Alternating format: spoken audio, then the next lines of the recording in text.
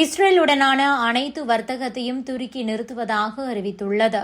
அது மட்டுமின்றி இஸ்ரேலின் போர் விமானங்கள் துருக்கியின் வான்வெளி பரப்பு மற்றும் துறைமுகங்களை பயன்படுத்த அதிரடியாக தடை விதிக்கப்பட்டுள்ளது.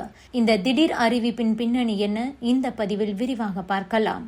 பாலஸ்தீனத்தின் காசா மீது இஸ்ரேல் போர் புரிந்து வருகிறது. இந்த போருக்கு துருக்கி கடும் எதிர்ப்பு தெரிவித்துக் கொண்டிருக்கிறது. தொடக்கத்திலிருந்தே துருக்கி அதிபர் தய்யிப் எர்டோகன் இஸ்ரேலை கடுமையாக கண்டித்தார். அது மட்டுமின்றி காசாவில் இஸ்ரேல் இனப்படுகொலையை செய்து கொண்டிருக்கிறது என சாடினார். ஆனால் இஸ்ரேல் எதையும் கண்டுகொள்ளவில்லை. காசாவிற்காக துருக்கி சார்பில் கட்டிக் கொடுக்கப்பட்ட மருத்துவமனையை குண்டு வீசி அழித்தது. இது துருக்கியை கடும் கோபத்துக்குள்ளாக்கியது. அதோடு இஸ்ரேல் உடனடியாக போரை நிறுத்த வேண்டும் என்று துருக்கி கேட்டது. இருப்பினும் இஸ்ரேல் பிரதமர் பெஞ்சமின் நெத்தன்யாகு அதற்கு மறுப்பு தெரிவித்துவிட்டார். இந்த நிலையில்தான் இஸ்ரேலுக்கு அதிர்ச்சி வைத்தியம் அளிக்கும் வகையில் துருக்கி சார்பில் அதிரடியான அறிவிப்பு ஒன்று வெளியிடப்பட்டுள்ளது.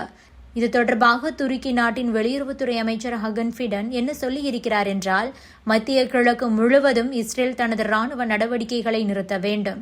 இல்லாவிட்டால் முழு பிராந்தியமும் மோதலில் மூழ்கக்கூடும். இஸ்ரேலுக்கு எதிராக சர்வதேச நடவடிக்கையை எடுக்க வேண்டும். உலக நாடுகள் இஸ்ரேலை ஆதரிப்பதை நிறுத்த வேண்டும். இஸ்ரேலுடனான வர்த்தகம் மற்றும் அனைத்து பொருளாதார தொடர்புகளும் துண்டிக்கப்படுகிறது. இஸ்ரேலின் விமானங்கள் துருக்கி வான்வெளி பரப்பை பயன்படுத்தவும் இஸ்ரேல் கப்பல்கள் துருக்கியின் துறைமுகத்தை பயன்படுத்தவும் நாங்கள் தடை விதிக்கிறோம். அதேபோல துருக்கி கப்பல்கள் இஸ்ரேல் துறைமுகத்துக்கு செல்லாது என அறிவித்திருக்கிறார். காசா முனையை நிர்வகித்து வரும் ஹமாஸ் ஆயுத குழுவினர் கடந்த 2023 ஆண்டு அக்டோபர் 7 இஸ்ரேலுக்குள் புகுந்து பயங்கரவாத தாக்குதல் நடத்தினர். இந்த தாக்குதலில் 1139 இஸ்ரேலியர்கள் கொல்லப்பட்டனர். மேலும் இஸ்ரேலிலிருந்து 251 பேரை பிணைய கைதிகளாக காசா முனைக்கு ஹமாஸ் கடத்தி சென்றது. இதனையடுத்து ஹமாஸ் ஆயுதக்குழு மீது போர் அறிவித்த இஸ்ரேல் காசா முனையில் அதிரடி தாக்குதல் நடத்தி வருகிறது. அதேவேளை பிணைய கைதிகளில் பலரை ஒப்பந்த அடிப்படையிலும் ராணுவ நடவடிக்கை மூலமும் இஸ்ரேல் மீட்டுள்ளது. பிணைய கைதிகளில் சிலர் ஹமாஸ் ஆயுதக்குழுவினரால் கொல்லப்பட்ட நிலையில் அவர்களின் சடலங்களும் மீட்கப்பட்டுள்ளன. தற்போதைய நிலவரப்படி ஹமாஸ் ஆயுதக்குழுவின் பிடியில் இன்னும் 50 பேர் பிணைய கைதிகளாக உள்ளனர். இதில் 25க்கும் மேற்பட்டோர் உயிரிழந்துவிட்டதாக தகவல் வெளியாகியுள்ளது.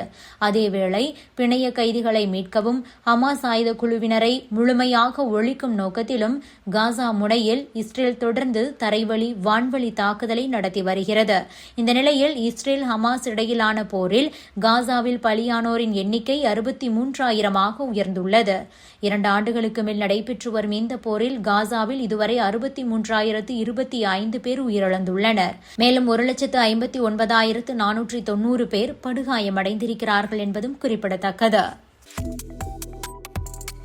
Subscribe to One India and never miss an update.